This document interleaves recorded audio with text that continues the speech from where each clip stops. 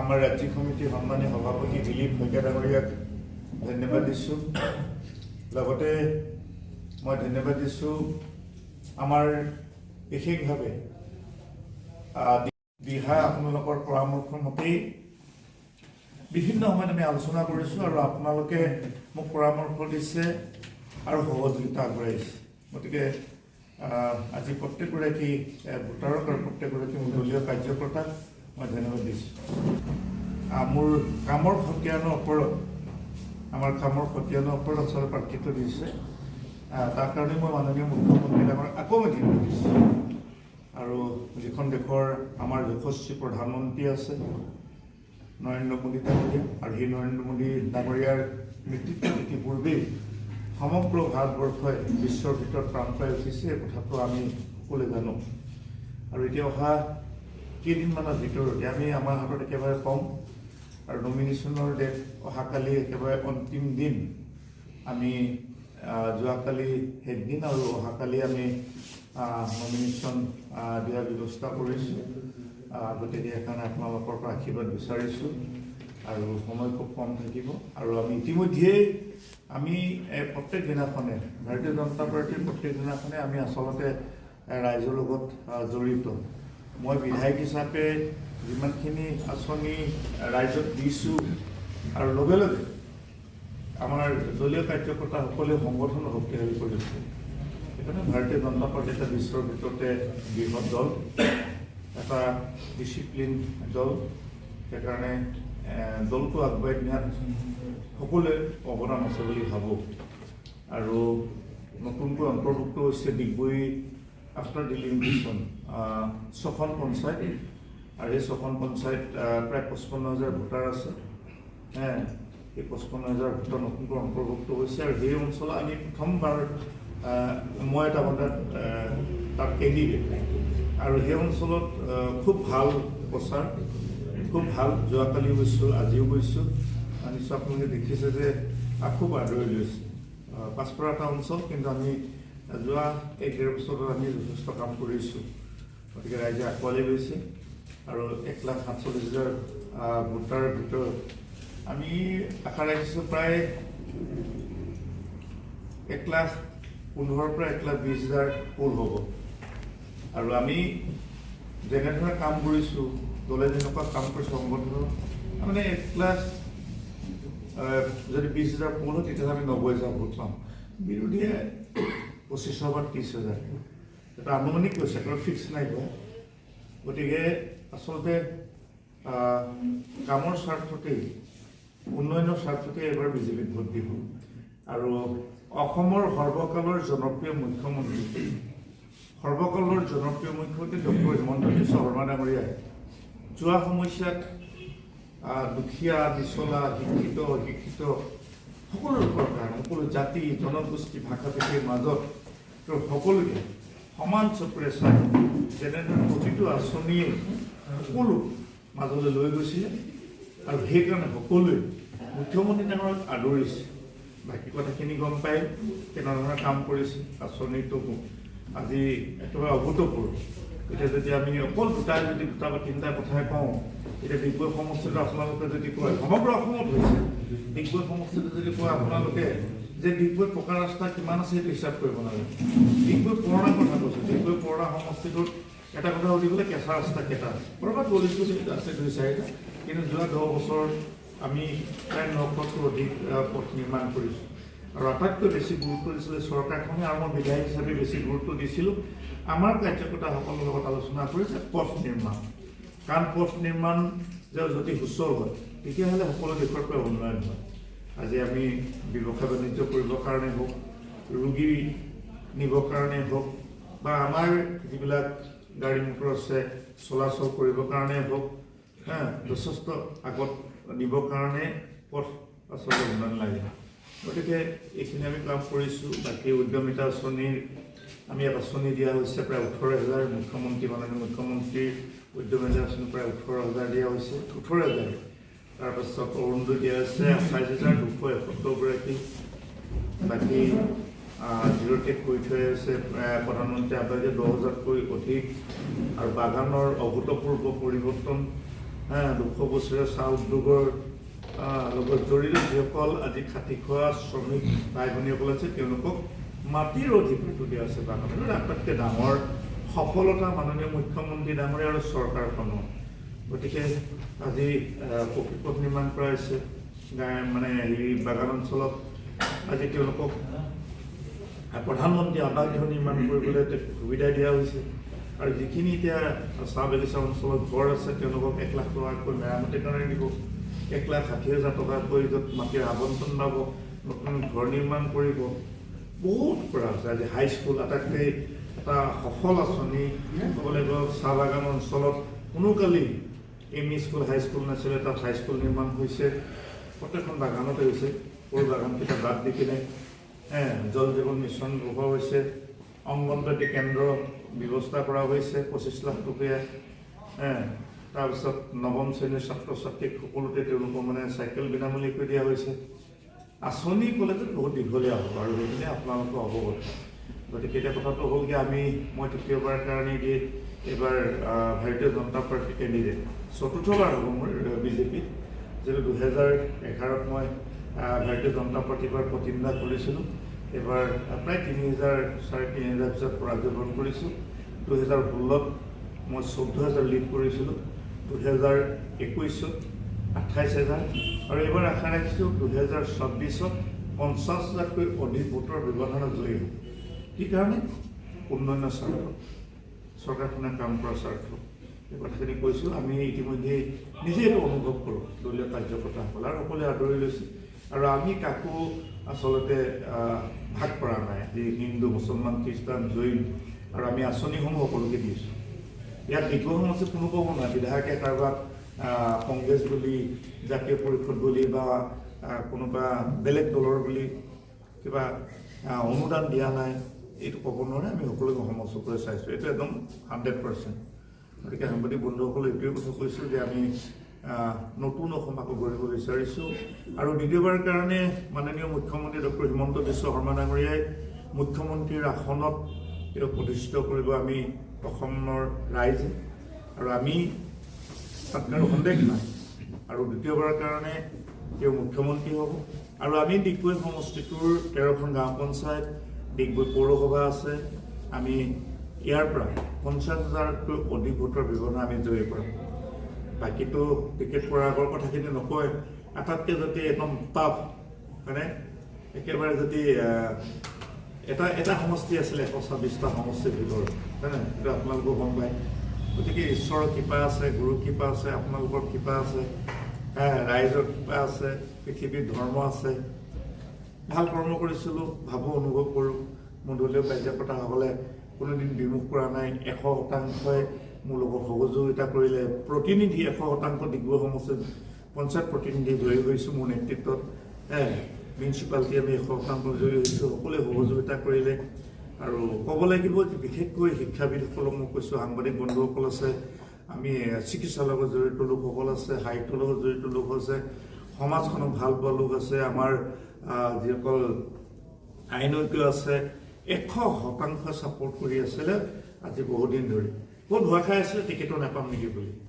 আৰু মন্দিৰ নামঘৰ গীৰ্জা মছজিদ পুৰোহিতসকলে প্ৰাৰ্থনা কৰিছিলে যে সুৰেন ফুকনে টিকেটটো পাব বুলি সেইকাৰণে সকলোকে সমস্ত আমাৰ এই পুৰোধাৰ ব্যক্তিসকলক আমি ধৰ্মগুৰুসকলক আৰু মোৰ শিক্ষাবিদসকলক মই সকলোকে আপোনালোকৰ ওচৰত মই একদম চৰমচৰি নমস্কাৰ কৰিছোঁ যে আপোনালোকৰ কাৰণে আচলতে সৎ কাম কৰিছিলোঁ সেইকাৰণে সৎফল পালোঁ কাম কৰিম কোনোদিনকে ৰাইজে বেয়া পোৱা কাম ৰাইজে মনত দুখ পোৱা কাম কোনোদিন কৰা নাই আৰু নকৰোঁ গতিকে কিবা ক'ৰবাত যদি ইফাল সিফাল আছেও গতিকে আজি আপোনালোকে নিজৰ সমস্যাৰ সাংবাদিকসমূহ কৈছোঁ যে সম্পূৰ্ণ আগবঢ়াওক আৰু অহা 5 বছৰ যিটো আমাক দায়িত্ব দিছে নিশ্চিতভাৱে বিজেপি আৰু মিত্ৰ দলৰ চৰকাৰ হ'ব গতিকে মই ভাবিছোঁ এটা গৌৰৱ কৰিব সেইকাৰণে মই মাতিলোঁ আপোনালোকক যে আপোনাক মোক সহযোগিতা আগবঢ়াওক আৰু আপোনালোকে বেয়া পোৱা কাম কোনোদিন নকৰোঁ মই আমি ভালকৈ আগবাঢ়িম ডিগবৈক খুব সুন্দৰকৈ নিৰ্মাণ কৰি বিচাৰিছোঁ আমাৰ 13খন পঞ্চায়ত আছে 6খন ইটো আছে বাকীখিনি আমাৰ এইফালে আছে 7খন আৰু ডাঙৰ পাৰ্টটো আমাৰ এইটো আৰু আমাৰ কাৰণে নতুনকৈ ডিগবৈ ইতিমধ্যে ব্লকটো আহিছে আমাৰ অসম জিলাৰ কাৰ্যালয়টো আহিছে স্থায়ীভাৱে ৰামনগৰত আটাইকেইটা কাৰ্যালয় বহিব এইটো ভাল খবৰ এটা আৰু আমি চাইছোঁ বুঢ়ীদিহিং মৌজাত যদি আমি কেনেবাকৈ এটা চাব শাখাৰ যদি আমি ব্লক কৰিব পাৰোঁ মাননীয় মুখ্যমন্ত্ৰী ডাঙৰীয়াৰ লগত টিভিলৈ কথা পাতিছোঁ মোক ক'লে চুৰেণী মই চিন্তা কৰিম এইটো পাৰা হয় নেকি কাৰণ মই ক'লোঁ যে এটা বৃহৎ এটা এখন অৰণ্যৰ মাজেদি যাবলগীয়া হয় আৰু প্ৰায় আমাৰ ইয়াৰ পৰা যদি কলেজৰ প্ৰায় 70 কিলোমিটাৰ ওচৰ আছে ইয়াৰ পৰা নহয় কিন্তু যদি আমি ইটো মোৰ পৰা ধৰোঁ যিটো বেটেলিয়ান আমাৰ বাইপাছ তাৰ পৰা তেনেকৈ ধৰোঁ প্ৰায় 70 কিলোমিটাৰ আৰু এনেকৈ এপাক যদি মাৰোঁ 165 কিলোমিটাৰ হয় এনেকৈ এপাক মাৰি গোটেই ৰাউণ্ডটো যথেষ্ট ডাঙৰ অসমৰ ভিতৰত মানে 3 নম্বৰ 4 নম্বৰ ভিতৰত ডাঙৰ সমষ্টি পৰিব এনেই চিচিবৰ গাঁৱটো ডাঙৰ বুলি শুনিছোঁ জোনাই গতিকে তেনেকুৱাই কথা আৰু বাকী অন্যান্য কথাটো আমি কৰি আছোঁ সকলো আপোনালোকে নিউজত গোটেই কথাখিনি উলিয়াইছে আৰু প্ৰচাৰ কাৰ্যটো চলাই আছোঁ আৰু এইকেইদিন গৈছোঁ যথেষ্ট মানে আদৰি লৈছোঁ আৰু ডাঙৰ সমস্যাৰ ভিতৰত দীঘল পানীৰ সমস্যাটো এটা মানে আচলতে যোৱা সমস্যাত যদি মই কওঁ অকণমান যদি বিফলতা বুলি কওঁ নিজে স্বীকাৰ কৰিছে পানীটোৰ কাৰণ এটা আছে পানী আচলতে আমি সম্পূৰ্ণ কৰিব নোৱাৰা কাৰকটোৱে আছে প্ৰথম বাহিৰৰ ঠিকাদাৰ আছিলে তেওঁলোকে আচলতে কামখিনি সম্পূৰ্ণ কৰিব নোৱাৰিলে তেওঁলোকে দুজন জইণ্ট ভেঞ্চাৰত কাম কৰিছিলে তেওঁলোকৰ নিজত মতামত হোৱাৰ কাৰণে গুচি গ'ল তেওঁলোকে প্ৰায় 30% কাম কৰিছিল আৰু নতুনকৈ টেণ্ডাৰ হৈ গ'ল এতিয়া আকৌ নতুন কামকে আৰম্ভ কৰিছে বাকীতো কাম চব হৈ আছে মন্দিৰ নামঘৰ মছজিদ এইবিলাকো হৈ আছে আৰু বিশেষকৈ নিবনুৱা সমস্যাৰ কথাটো বিধায়কতে ব্যক্তিগত কথা নহয় এইটো চৰকাৰখনে আজি 1.5 লাখ মানে মেধাৰ ভিত্তিত চাকৰি দিছে আৰু ডিগবৈ সমষ্টিত মই কৈছোঁ যে ডিগবৈ পুৰণা কথাটোৱে কম কামত পুৰণা সমষ্টিৰ বিধায়ক এতিয়াও বুঢ়ীদিহিঙৰ নহয় যে এখন ভাঙা দলং নাই যোৱা সমস্যা 10 বছৰত বনাইছে এখন ভাঙা দলং নাই ওপৰত সৰু পুল আছে বেলেগ কথা ডাঙৰ ব্ৰিজ এখন ডাঙৰ ৰাস্তা নবনাবলৈ একো নাই মানে য'ত জনবসতিখন কথা গলি এটা আছে সেইটো গৌবাট আছে এইবিলাক বেলেগ কথা য'ত জনমুখী আছে সেইটো মই চেলেঞ্জ কৰিব পৰা নাই ডিগবৈ এখনো চৰকাৰী high school ME school higher secondary college ভাঙা নাই গতিকে এইখিনি ক'ব পাৰোঁ আৰু মানুহে যেতিয়াই যায় বিধায়কক পাইছে এইটো ক'ব আৰু আপোনালোকে দেখিছে মোৰ ঘৰটো 24 ঘণ্টা খোলা থাকে তলা নমোৱা যদি বিধায়ক আছে মই আছোঁ বেলেগ কোনে নেমাই নাজানো কিন্তু মানুহৰ লগত এটা সম্পৰ্ক ৰাখিছিল এটা পৰিয়াল হিচাপে গতিকে আপোনালোকে দিহামৰ্শ দিয়ক যি 9 তাৰিখে আমাৰ ইলেকশ্যন আছে ইলেকশ্যনৰ কাৰণে ক'ত কেনেধৰণে আমি সহযোগিতা পাব পাৰোঁ আৰু যি সভা সমিতিও নিশ্চয় আপোনাৰ আমন্ত্ৰণ জনোৱা হ'ব বাকীখিনি এইখিনি আৰু কিবা ভাল কুৱেশ্যন দিলোঁ এই কথাখিনি বহুতে কয় বা মানে আমাৰ ছ'চিয়েল মিডিয়াত দিছে কিন্তু তাৰ পাছত সেইটো সময়ত যেতিয়া মাননীয় আমাৰ কেন্দ্ৰীয় মন্ত্ৰী সৰ্বানন্দ সোণোৱাল ডাঙৰীয়া যেতিয়া তালৈ গৈছিলে সেইটো সময়ত মই একেবাৰে নতুন আছিলোঁ যিহেতু আমাৰ সমষ্টি এতিয়াও নহয় তেতিয়াও নাছিলে কিন্তু তেতিয়া মোক দায়িত্ব দিছিলে ঠিক মোৰ 2 মাহ হৈছিলে কাৰণ 2 মাহত সংগঠনটো শক্তিশালী কৰাটো সম্ভৱ নহয় কিন্তু মই যোৱাৰ পাছত পঞ্চায়ত নিৰ্বাচন হ'ল পঞ্চায়ত নিৰ্বাচনত 6খন পঞ্চায়ততে 6খন জিলা পৰিষদৰ তাত মানে 2গৰাকী জিলা পৰিষদৰ সদস্য জিকিছে 100%, 6গৰাকী পঞ্চায়ত সভানেত্ৰী জিকিছে নিৰ্বাচিত হৈছে, আঞ্চলিক পঞ্চায়তৰ সদস্য তাৰ পৰা নিৰ্বাচিত হৈছে আৰু এখন বিজুলীবন গাঁও পঞ্চায়ত আছে কোনো কালে কোনোদিন নিজিকে সেইখনত মোৰ নেতৃত্ব তাত জিকিছে বহুত ভাল আৰু আপোনালোক কৈছোঁ হয়তো ক'বলগীয়া হয় এইটো অহংকাৰ হিচাপে কোৱা নাই বুঢ়ীদিহিং মৌজাৰ তাৰ লোকসকলে এইবাৰ ভাৰতীয় জনতা পাৰ্টি চুৰেণ ফুকনক জাপি জাপি ভোট দিব এইটো কৈছোঁ কেমেৰা কৈছোঁ জাপি জাপি ভোট কি কাৰণে কামৰ স্বাৰ্থ মই ক'লোঁ সেইটো অঞ্চলত এতিয়া চাওক মই বিধায়ক গৰাকী মই ক'লোঁ 80 কোটি টকাৰ ৰাস্তা নিৰ্মাণ কৰিছে গাঁওখন ইয়াৰ পৰা মুখ্যমন্ত্ৰী ডাঙৰীয়া সহযোগিতা কৰিছে আৰু কিছু আমি ইয়াৰ পৰা অলপ কিছু তাত দিবলগীয়া হৈছে কাৰণ এইখিনি মিলাবলৈ কৈছে মিলিব লাগে মিলাবলৈ কৰিছোঁ 80 কোটি টকাৰ ৰাস্তা নিৰ্মাণ হৈছে যিটো এইটো আমাৰ ডিগবৈ বৰডুমচা অসমলৈ 133 কোটি টকা এই পথটো মুখ্যমন্ত্ৰী ডাঙৰীয়াৰ পৰা মই আৰু ভাস্কৰ শৰ্মা ডাঙৰীয়াটো চেংচন কৰিলোঁ দেই তাৰপিছত 4 কোটি টকা নামঘৰ মন্দিৰ মই তাত যোৱাৰ পাছত হৈছে নিয়া হৈছে 200তকৈ অধিক বিভিন্ন মানে ৰোগীক আমি তাত মানে হেৰি দিছোঁ টকা দিছোঁ মুখ্যমন্ত্ৰীৰ সাহায্য কৰিছিলোঁ একফালৰ পৰা গতিকে তাত প্ৰতিটো আঁচনি তাৰপাছত আমি উপাসনা আমি দিয়াৰ ব্যৱস্থা কৰিছোঁ, উদ্যমিতা দিয়াৰ ব্যৱস্থা কৰিছোঁ, অৰুণোদয় আমি পাছত বহুত দিছোঁ, আগতে দিছিলেই, এতিয়া ভাস্কৰখন আমাৰ থাকোঁতে দিছিলে, এতিয়া আমি বহুত দিছিলোঁ। গতিকে এই কথাটো এতিয়া আকাশ পাতাল। আমি যেনেকৈ পঞ্চায়তৰ যিমান নিৰ্বাচিত প্ৰতিনিধি যিমান ভোট পাইছিলে তাৰ ডবল ভোটটো মই পাম, সেইটো গম নাপাওঁ মই এতিয়ালৈকে। এতিয়া কেণ্ডিডেট অকল মই বুলিয়ে জানো আৰু এতিয়ালৈকে। অহাকালিলৈ অন্তিম দিন, এতিয়া আপোনালোকে যদি জানে কোনোবা নাজানো, এতিয়া দিব কেণ্ডিডেট মই বুলি জানো। অঁ দুলাল কোনোবা আছে নেকি আজি দেখিব কি আপুনি হয় না সঁচাকৈ নাজানো। যদি আপোনালোকে কয় দুলাল মই কংগ্ৰেছতে আছে,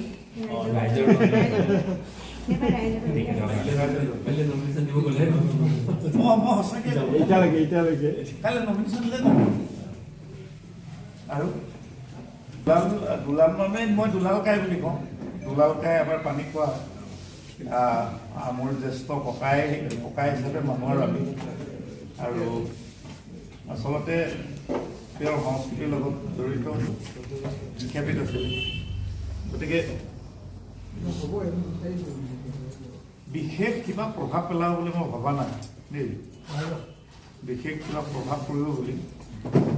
আচলতে আজিৰ দিনটো ইয়াত বিৰোধীৰ কোনো এজনে, যি পাৰ্টি কংগ্ৰেছে হওক ৰাইজৰ দলে হওক, একো প্ৰভাৱ পেলাব নোৱাৰে। গতিকে দুলালকাই কংগ্ৰেছৰ পৰা আহি ৰাইজৰ দলত মিঠাই পিনে ভাল আছিলে, উঠুৱাই দিছে। এতিয়া কাইলৈ আকৌ মোৰ নিজৰ বেয়া লাগিব। আৰু মই দুলালকাইক এতিয়া কেম্পেইনত এতিয়া বেয়াকো ক'ব নোৱাৰোঁ, হয় নহয়, ককাই হয়। গতিকে মইতো কৈছোঁ দুলালকাই এই তইমুখৰ কথা তই মুঠিবে কেলৈ উঠিব লাগিছে, কাইলৈ তই হাইলে নিজে বেয়া লাগিব, তেনেকৈ কৈছে কেলৈ উঠিব লাগে। যোৱাকালি পৰহি ফোন কৰিছোঁ, দুলালকাই মুঠিব বিচাৰিছে বোলো কেলৈ উঠিব লাগে। মই সঁচাকৈ ফোন কৰিছোঁ, পৰহি কাজিৰঙাৰ পৰা আহি আছে বোলে মোৰ ফাইনেল হৈ গৈছে বোলে, মই উঠাব নালাগে বুলি কৈছোঁ। মাতিব নালাগে, তাৰপৰা থাকিব তাতে 20 বিঘা মাটি ইতিমধ্যে দিয়া হৈছে। এইটো আমি হেৰিতে এবাৰ এই গোৰ্খা কিবা হৈছিল নেকি? চাৰ্কুলাৰ পিছত মই কৈছোঁ ইতিমধ্যে কাৰিকৰী আইডিয়াটো তাত খুব ভাল খুব ভাল পদক্ষেপ এইটো, খুব ভাল হ'ব। হয়, খুব ভাল পদক্ষেপ, খুব ভাল পদক্ষেপ।